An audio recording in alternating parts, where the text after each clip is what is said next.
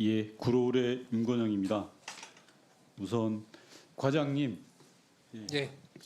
과장님 오늘 참고인으로 나와주셨는데 수고 많으십니다. 제가 최근에 헌법재판소 탄핵 심판 과정에서 윤석열 대통령 측에서 이야기하는 부정선거 음모론에 대해서 몇 가지 PPT를 보면 좀 간단하게 여쭤보겠습니다. 예. 좀 짧게 답변해 주시면 좋겠는데요. 뭐 오늘 나왔던 이야기도 있어서 중복될 수 있는데 첫 번째는 국정원의 점검 요구에 선관위가 불응했다라고 하는데 제가 알기로는 국정원이 점검 대상으로 요청한 업무용 PC를 전량 제공한 걸로 알고 있습니다. 과장님 맞습니까? 예, 서버 정보 다 제공했고요. 말씀하신 대로 PC도 요구하는 거에 대해서는 다 제공을 했습니다. 네. 그다음 두 번째로 데이터 조작이 가능하며 방화벽은 무용지물이다라고 했는데 앞서 일부 질의가 나왔습니다만 자체 보안 시스템을 일부러 적용하지 않은 측면이 있고 이 방화벽이 사실상 무용지물이라는 주장이 맞습니까, 과장님? 어떻습니까? 점검을 원활하게 진행하기 위해서 일부 보안 시스템을 해제한 상태로 진행한 게 맞습니다. 네. 선관위 보안 프로그램 비밀번호 단순하다. 이거는 일부 인정했죠. 그런데 곧바로 조치를 취했다라는 게 선관위 입장 아닙니까? 네, 맞습니다. 네 번째로 시스템 보안 관리 회사가 소규모고 전문성이 부족하다라고 윤석열 대통령이 이야기합니다. 하지만 해당 업체는 과기부가 지정하는 정보보안 전문 자격을 모두 갖춘 업체라고 알고 있습니다. 과장님 맞습니까? 예, 맞습니다. 보안 정보보호 전문 서비스 기업으로 지정된 업체입니다. 네. 그리고 윤석열 대통령은 4월 총선을 앞두고 개선했는지 도저히 알 수가 없더라. 그래서 비상계엄을 했다라고 하는데 제가 알기로는 총선 전에 정당 참관인이 폐하에 두 차례나 국정원과 합동으로 이행 여부 현장 점검을 시행한 걸로 알고 있습니다. 과장님 맞습니까? 예, 맞습니다. 그리고 또 하나 윤석열 대통령은 선관위 장비 제작 업체가 BTN이라는 업체가 있는데 쌍방울 자회사다라고 합니다. 이 장비 제작과는 무관한 회사 아닙니까, 과장님? 어떻습니까? 그에는 저희 프로그램 위탁 운영 업체입니다. 예, 전혀 번지수를 잘못 찾았죠. 예, 맞습니다. 예, 과장님 수고하셨습니다. 도대체 윤석열 대통령이 헌재에서 주장하는 부정선거 6가지 주장 맞는 게 단 하나도 없습니다. 허위 날조 주장을 헌재에서 설파하면서 본인의 비상계엄 선포가 합당하다고 이야기하고 있습니다. 그리고 이를 듣고 바라보는 극렬 지지자들은 한순간에 폭도가 되어서 헌재를 위협하고 있는 그런 형국입니다. 다음 PPT 한번 봐주십시오. 제가 후보자께 여쭙겠습니다. 앞서 많은 의원님들이 지적하셨지만 윤석열 대통령의 부정선거론에 어떻게 생각하냐라고 했더니 빨간색을 보시면 저게 후보자 의견입니다. 구체적 의견을 밝히는 건 적절치 않다. 그리고 오늘 답변도 쭉 저렇게 이야기해 주셨는데요. 후보자께서는 법관으로 수십 년 동안 재직하셨잖아요. 그죠? 예, 그렇습니다. 다음 PPT 한번 봐주십시오. 부정선거 음모론에 대해서는 이미 대법원에서 판결이 나와 있습니다. 확정 판결.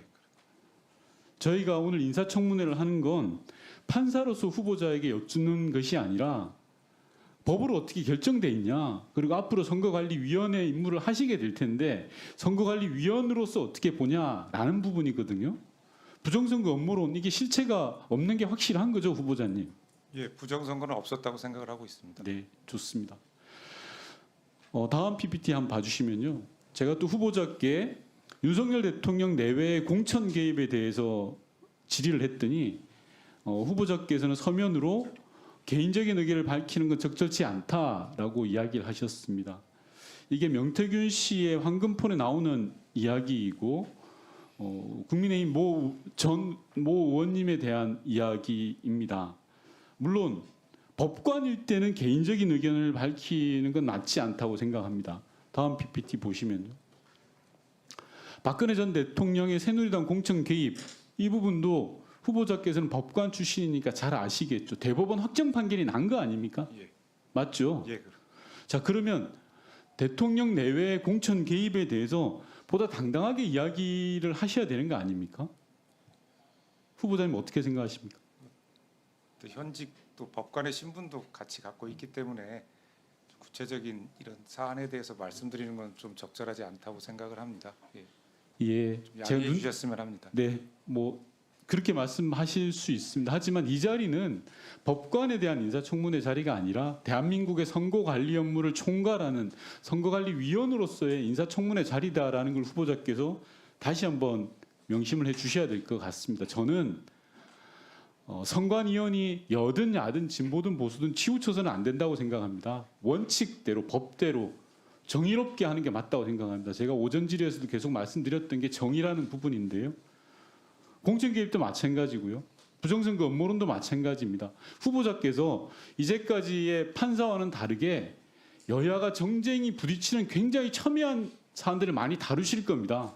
그럴 때마다 오늘 이 자리를 꼭 기억하셨으면 좋겠습니다. 정의롭게 대의를 위해서 하겠다라는 것. 그렇게 하실 수 있습니까? 예, 그 점은 명심하겠습니다. 좋습니다. 사무총장님 오늘 참고인으로 나오셨는데 두 가지 좀 여쭙겠습니다. 오늘 선관위의 채용 비리에 대해서 여러 가지 말들이 많고요. 총장님 안 계실 때 오전에 제가 내부 짬짬이라든지 내부 제보의 문제들을 지적한 바가 있습니다. 저는 시스템적으로 이걸 바꿔야 된다고 생각을 합니다. 그래서 몇 가지만 딱 마무리하겠습니다. 질문을 드릴 텐데 모아서 답변을 해주셨으면 좋겠습니다. 첫 번째로는 지금 선관위가 이야기하고 있는 10명에 대해서 과천청사 출근 그것만으로는 부족합니다. 이제까지 600여 건 넘는 거에 대해 전수조사를 해서 반드시 찾아내서 일벌 100개 해야 됩니다. 그래야지 선관위가 다시 태어난다라는 거고요. 그에 대해서 답변을 해주시기 바라고. 두 번째는 선거관리위원장이 대법관이 겸임하고 있는데 그래서는 안 된다고 생각합니다. 상근직으로 가는 게 맞다고 생각합니다. 역대 정부에서도 여러 시도가 있었는데 잘 안 됐습니다. 대법관 티오를 하나 늘리더라도 선거관리위원장의 상근직화에 대한 의견을 말씀해 주시고, 세 번째로는 선관위 상임위원이 선관위에서 바로 상임위원 되는 경우가 왕왕 있습니다. 그러다 보니까 내적 통제에 약한다라는 그런 지적들이 많이 있습니다. 즉 선관위에서 바로 가는 게 아니라 최소한 일정 기간 3년이면 3년, 뭐 5년이면 5년은 경과한 사람들을 받을 수 있는 그런 제도적 장치가 필요하다라는 게 생각인데요. 이 세 가지에 대해서 답변 부탁드립니다. 예, 죄송하지만 그 마지막 질문 상임위원은 저 중앙 상임위원을 말씀하시는 건가요? 아니면 시도 상임?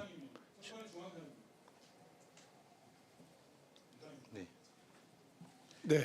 예. 간단히 요약해서 답변해 주시기 바랍니다. 예, 일단 그 지금 비리 채용과 관련한 부분에 대해서 선거관리위원회 사무처를 대표하는 사무총장 입장에서 국민 여러분들께 다시 한번 사과의 말씀을 드립니다. 이 부분 저희 그 전수조사를 이제 했느냐의 부분이 문제될 수 있겠습니다. 근데 그 감사원의 감사가 전국적으로 전방위적으로 이루어졌기 때문에 상당히 전수 검사가 다 끝났다고 저는 생각을 합니다. 그럼에도 불구하고 새로운 비리나 이런 부분이 있을 때는 더 노력해서 또 전수 점사가 필요하다면 하겠습니다.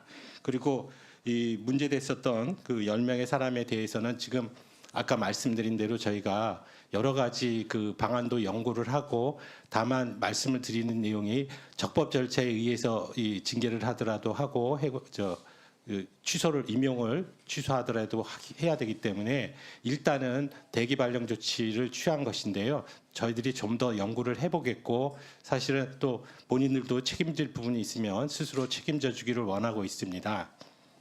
그다음에 위원장 상직화에 대해서는 여러 가지 문제가 있을 수는 있는데 일단은 저희들 입장에서는 동의한다는 의견을 드렸고요. 이 부분은 헌법에 문제가 있기 때문에 개헌적 요소가 동반되지 않으면 사실상 어렵습니다. 다만 선거관리위원회 그 법을 통해서 현재 체제에서 움직일 수 있다면 저희가 우리 상임위원회에 보고를 드린 걸로 알고 있는데요. 국회나 그 대통령, 대법원에서 상임위원을 3분 선택을 해서 임명을 하시고 그 상임위원을 구성하고 그 6년의 임기니까 2년씩 호선해서 돌아가는 방법으로 이 위원장을 상근제를 실시할 수는 있다고 생각을 합니다. 그리고 중앙 상임위원 제도에 이제 관련해 부분에 대해서는 지금까지 그러니까 지금 말씀하시는 것은 사무처를 통해서 예를 들어서 사무총장을 지낸 사람이 상임위원을 오거나 이런 부분들이 업무의 연속성을 가져서 실질적으로 사무처를 상임위원이 관리 감독하는데 어렵지 않겠느냐 이런 말씀을 주신 것으로 이해했습니다. 이런 부분 충분히 공감할 수 있는 영역이 있기 때문에 그러나 지금 당장 이 상임위원 제도가 가지고 있는 내용이 좀 복잡하고 실제적으로 그러니까 위원장이 상근자가 되는 경우에는 이 상임위원 제도가 사실은 형해화될 수가 있기 때문에 그런 점까지 전부 고려를 해서 저희들이 검토를 해보겠습니다. 네. 네, 수고하셨습니다.